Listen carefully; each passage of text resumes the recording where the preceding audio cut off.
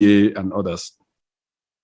Scenario number 3 are vaccines that do not meet the scenario 1 and 2. That is, they have not been approved or authorized by WHO, neither have they been authorized by the national regulatory authorities.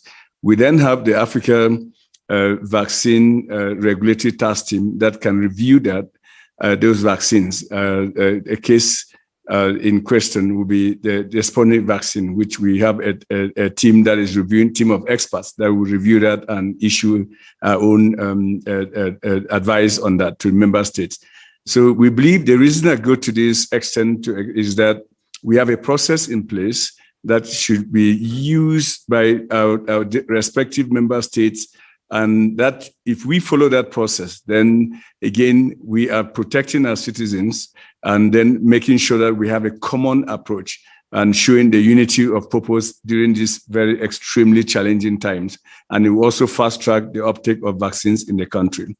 With respect to companies or individual manufacturers dealing with countries directly and very aggressively, my response to that is why AVAC has been established for member states. If you work through AVAC, you're going to have a common price for the member states as much as possible. The vaccine market is extremely challenged. And we heard this during this discussion, when Coletta asked the question about what India has just announced, that they will put a halt to exporting vaccines, and the European Union is also threatening the same, and other countries have been doing that. We only suggest that the best way for us as a continent to succeed is to work collectively and work through AVAC. The AVAC mechanism is supplementary to the COVAX. COVAX has said, and they have been very clear with this, that they will supply us with 20% of our vaccine needs. That percentage may increase, but that is what we have been told, and we are very grateful for that.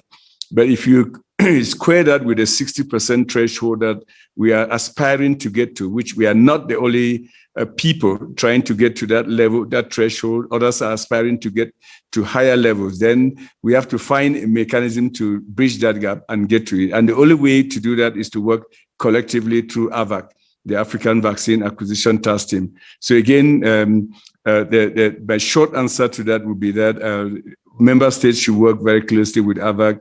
AVAC is an AU mechanism that was set up by AU member states under the leadership of President Cyril Ramaphosa, and it should be used by all member states.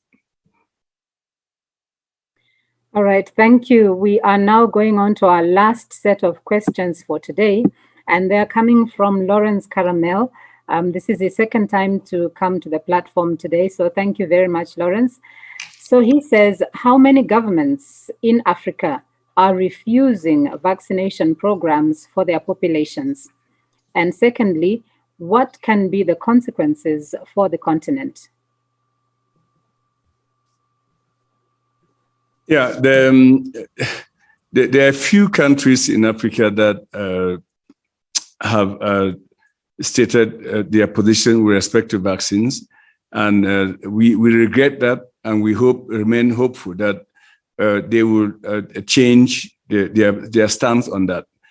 We know that vaccines will be the game changer in our battle against COVID-19 pandemic. And there are about 4 or 5 countries that have taken that position, which of course differs with what we as a continental body are recommending. If you recall, at the start of this pandemic, we were very clear